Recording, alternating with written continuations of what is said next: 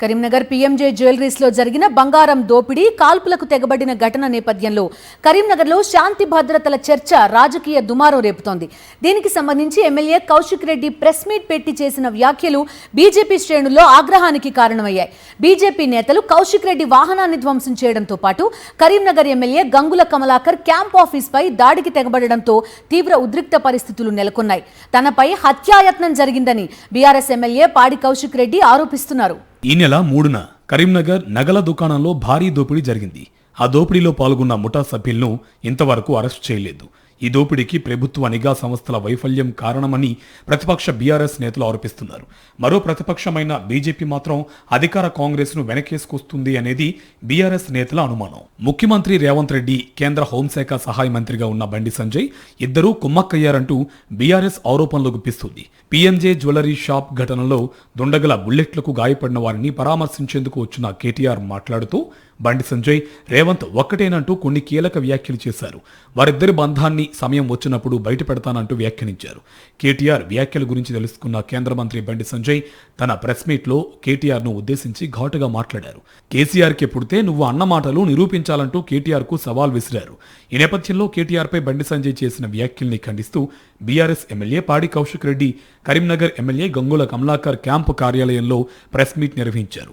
మెమ్మెమ్మే బెబ్బెబ్బే అనడం కాదు, దమ్ముంటే ఎక్కడ చర్చ పెడతావో చెప్పు, మా కేటీఆర్ వస్తాడంటూ బీఆర్ఎస్ ఎమ్మెల్యే కౌశిక్ కేంద్ర మంత్రి బండి సంజయ్ పై ఫైర్ అయ్యారు. తనదైన పద్ధతిలో ఎగతాళిగా మాట్లాడారు. ఇలా ఉట్టిగా మమ్మమ్మ బెబ్బెబ్బే కాదు, బండి సంజయ్ గారు నీకు దమ్ముంటే సబ్జెక్టు మీద చర్చ పెడదాంతా. నోటికొచ్చినట్టు నీకంటే ఎక్కువ మాకు కూడా మాటలు వస్తాయి. ఇలా కేసీఆర్ గారిని పట్టుకొని ఒక కేసీఆర్ కొడుకు అయితే ఏం మాటలు అవి? నువ్వు మీ తల్లిదండ్రులకి అని మేము అన్నికి రాదా? మేము అనము, మాకు అనాల్సిన అవసరం మాకు లేదు, మాకు సంస్కారం ఉంది కాబట్టి. పాడి కౌశిక్ రెడ్డి చేసిన ఈ కామెంట్లను బీజేపీ నేతలు, కార్యకర్తలు జీర్ణించుకోలేకపోతున్నారు. కరీంనగర్లోని ఎమ్మెల్యే గంగుల కార్యాలయం వద్దకు వచ్చి కౌశిక్ వాహనాన్ని ధ్వంసం చేశారు.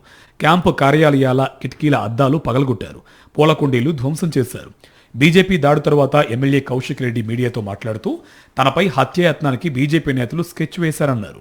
నా మీద రెక్కి జరుగుతుంది, నన్ను హత్య చేయించే ప్రయత్నం చేస్తున్నారు అనేది మీకు జస్ట్ ప్రెస్ మీట్ లో ఇంతకు ముందే చెప్పిన నేను. లైవ్ సాక్షిగా అయిందా? ఇలా పోలీసుల సాక్షిగా ఇలా వాళ్ళు కట్టెలు, రౌతులు, కత్తులు, పెట్రోల్ బాంబులు ఇలా తీసుకొని వచ్చి వాళ్ళ హత్య చేయించే ప్రయత్నం చేశారు.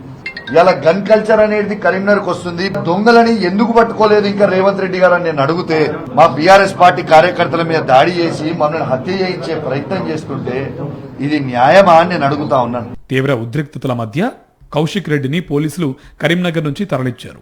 కేంద్ర మంత్రి బండి సంజయ్ దిష్టిబొమ్మను బీఆర్ఎస్ శ్రేణులు దగ్ధం చేశాయి. మే 9వ తేదీన కరీంనగర్ బంద్కు బీఆర్ఎస్ పార్టీ పిలుపునిచ్చింది. పీఎంజే జ్యువెలరీ ఘటనలో దోపిడీకి పాల్పడ్డ దొంగలు తమ పని కానిచ్చేసి చాకచక్యంగా పారిపోయారు. ఆ దొంగల కోసం పోలీసుల గాలింపు కొనసాగుతుంది. అదే సమయంలో ఆ దోపిడీ నేపథ్యంలో పార్టీల మధ్య మంటలు చెలరేగుతున్నాయి.